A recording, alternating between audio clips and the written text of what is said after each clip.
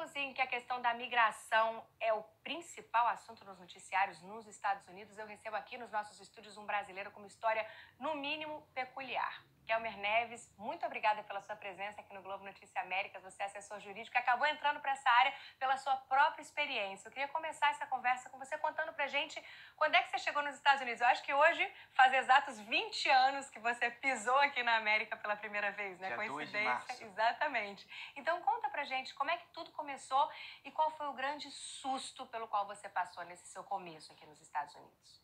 Eu cheguei em março de 99, aí eu procurei um advogado para conseguir o green card.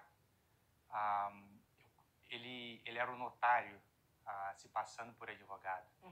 Ele fez minha petição no green card e a petição foi negada e o juiz ordenou minha deportação, porque ele foi preso pela FBI por fraude e os seus clientes receberam ordem de deportação.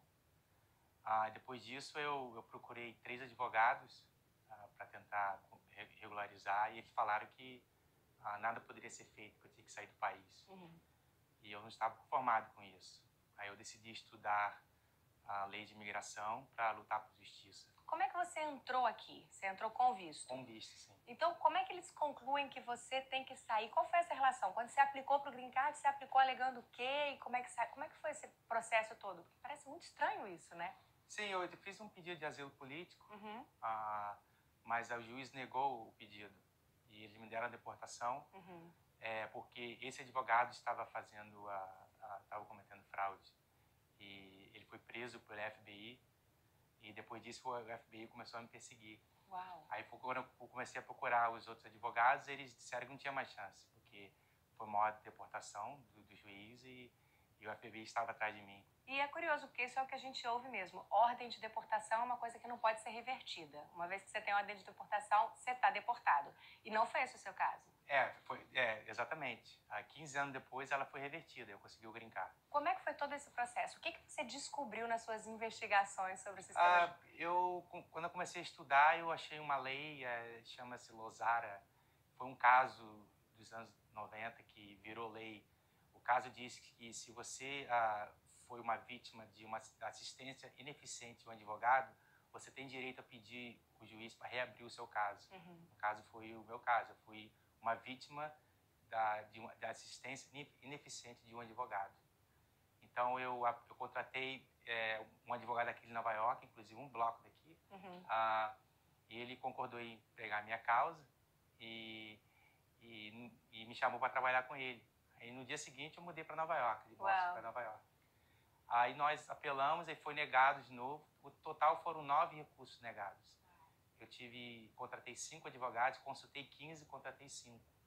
Aí o caso chegou na Corte Suprema dos Estados Unidos e no apelo nós levantamos uma questão constitucional, porque a 5ª emenda da Constituição diz que nenhuma pessoa será deprivada da vida, liberdade e propriedade sem o devido processo legal. A petição com a Suprema Corte foi deferida e o caso é enviado para reconsideração. Eventualmente, o governo concordou em reabrir o caso e mandar de volta para o juiz de imigração. Aí o juiz de imigração revogou a deportação e em 2014 eu peguei o green card. Hoje você tem green card, tá? Que depois de ter uma ordem de deportação, hoje você tem residência permanente. Em alguns meses da cidadania. Em alguns meses da cidadania. É uma história realmente incrível, que é muito inspiradora, eu tenho certeza, para muita gente, mas que também acende esse alerta para o perigo de você cair na conversa de alguém que não sabe exatamente o que está fazendo ou que pode ser um golpe. Como é que você vê esses dois lados? Você acha que alerta você faz e, ao mesmo tempo, que conselhos e que lado de otimismo você acha que um imigrante que está aqui em situação irregular pode manter? Primeiro, tem que ter certeza que a pessoa é advogado. Tem muito notário dizendo que é advogado. E também, se a pessoa for advogado, tem que ter certeza que esse advogado é um membro da AILA, que é a Associação de Advogados de Imigração da América. Porque as leis de imigração é o segundo tipo de leis mais complexo dos Estados Unidos, depois das leis tributárias. Então, elas estão constantemente mudando. E os advogados que são membros dessa AILA, eles recebem as autorizações sempre. Tem um juiz de Boston que disse que um advogado de imigração que não é membro da AILA está cometendo Tá praticando mal o seu negócio, né? Exato, Tá quase cometendo não sei se chega a ser uma ofensa civil, mas é um problema grave, exato, né? Tá certo. Agora, e como é que você faz para saber se tem? Tem um site deles com banco de dados? Sim, Dá você para tem consultar? um site que você pode colocar o nome da pessoa e vai dizer. Entendi. Então você recomenda que isso seja Sim, feito para qualquer pessoa.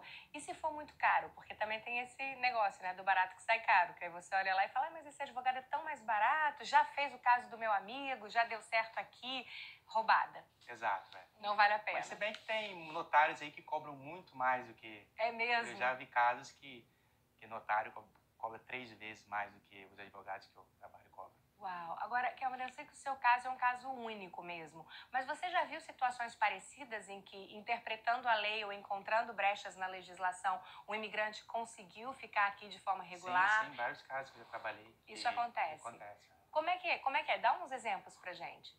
Teve um caso recente que a pessoa veio pelo México, aí hoje ele é casado com uma cidadã americana, ele já está aqui há 15 anos, tem um filho.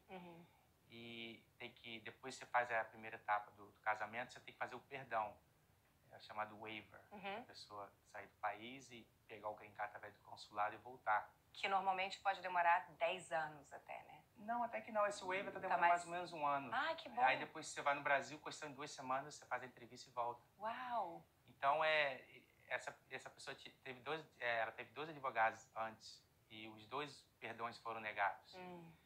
Uns alegaram que, primeiro que ele, a um determinado ponto no passado, ele disse que era cidadão americano para oficial da imigração, que foi uma acusação falsa.